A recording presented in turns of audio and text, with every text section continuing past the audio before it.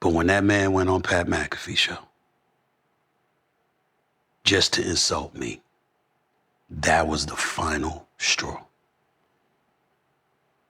Bob Iger knows it. Jimmy Pitaro knows it. Burke Magnus knows it. Bosses at ESPN. Dave Roberts knows it. Rich Paul knows it. I'm sure, even though I haven't spoken to him directly, Maverick Carter knows it. The closest that I've ever come to backing up in my life has evaporated. I won't take one back step when it comes to him in life ever again, because I've done my job.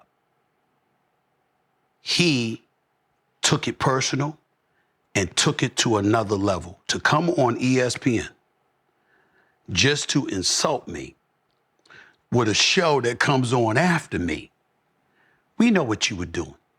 So my attitude is, fine. Fuck it. This is how you want to do it? We good. Now we're in my lane.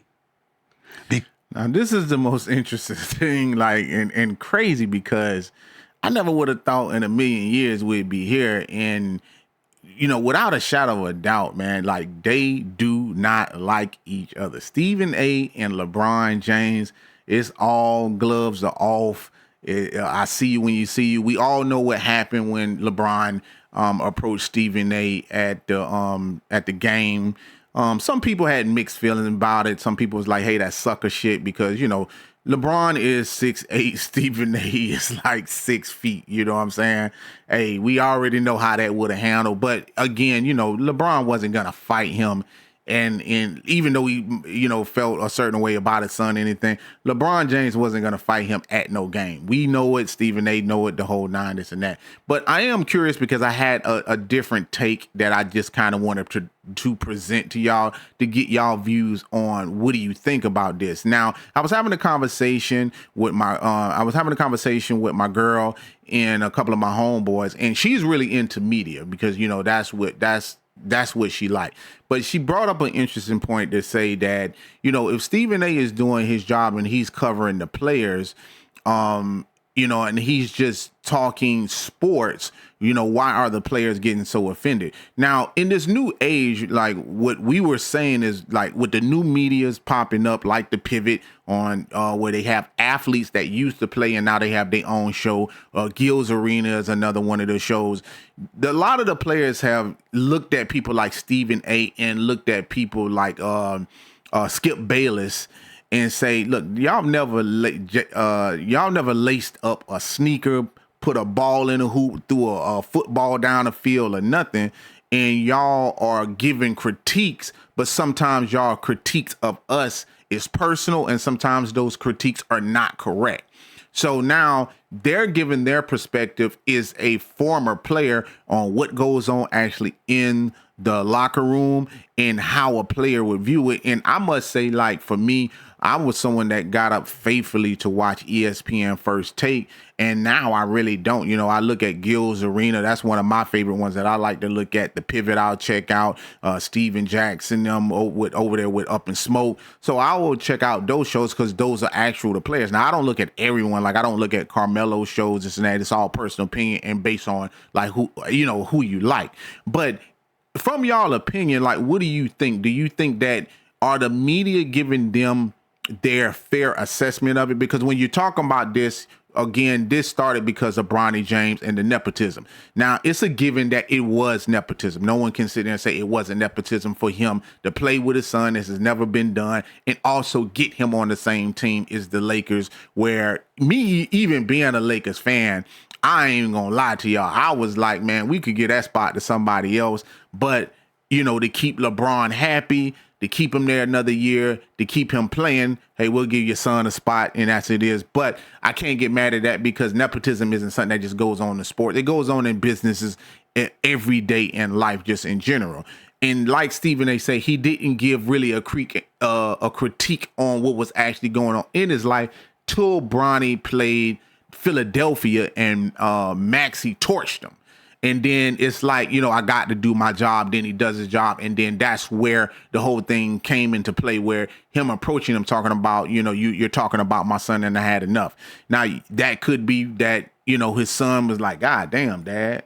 Like, what you gonna do, Stephen? There, yeah, right there. What you gonna do now? And then he approach him. And, some people say it's sucker shit. But even when you look at people like Skip Bayless, for example, I think it is a difference between critiquing a player, and sometimes he'll critique a player from a personal standpoint, but then start saying things like, well, Westbrook went for 0-4. And that's like a personal insult. Like you're incorporating the game into it, but you're insulting his name, changing his name to give, like that's some bully shit, you know what I'm saying? And he's not there to respond. You probably wouldn't say that in his face. You'll probably be, I know you'll be way more respectable. You're not going to call him Westbrook in his face. You'll be like, hey, man, you went for 0-4. What do you have to say about that? And even with Kevin Durant has had his issues with the media, having a burner phone and getting on Twitter and doing his own thing because he don't like media. So now a lot of the players pick and choose on who they'll give an interview to and who they won't. My girl was saying, like, won't you just let the media do their job? And I was like, well, I think they've done their job for a long time. But the one thing that does happen, because I know Jaylen Brown brought this up even when he had his sit down with Stephen A. to say, hey, when y'all do those type of things to give critiques of this and that, I was in my contract year and that affected my contract. You see what I'm saying? Now, that's where it's like, is that fair? Is it not fair? Or, I give a different scenario. Is like when Stephen A contract come up, let's just say the players was able to have an input on that. And if they say, hey, remember those reports that Stephen A was giving? He gave 100 reports to y'all, but 60 of those was wrong. And then it would affect how he get paid. Would that be fair? So it's a lot of different sides that you can look at this. But when one thing's for certain, two things for sure, LeBron James and Stephen A, this is over. This is a wrap. Like this was entertainment and this was funny. And I was looking at this and I was like, I see both sides, and I know a lot of people don't like Stephen A, so please don't get in the comment section trying to kill me. I'm not sticking up for anybody, anything like that. What I'm saying is I'm just giving a critique of both sides of how to actually look at that. So I don't know, man. Y'all let me know, like, what do y'all think about this? Is like, are they giving a justified critique of just the player themselves? Do we just let them do their job? Do the players have the right to say, look, man, we not fucking with the media no more. You know what I'm saying? We not giving them interviews. We not doing any of those things. They pick and choose. And keep in mind, like now, unlike the NFL with the NBA, like the top players, man, can get coaches fired. When they don't really like a coach, they can get rid of them. And that comes with us giving them that high ass money. So, that comes into play. But I don't know, man. Y'all tell me what y'all think. Y'all leave y'all comments in the comment section. I will be leaving the link to the provider of this video because that's the right thing to do. So I'll leave that link in the description. And hey, man, you're new to the channel.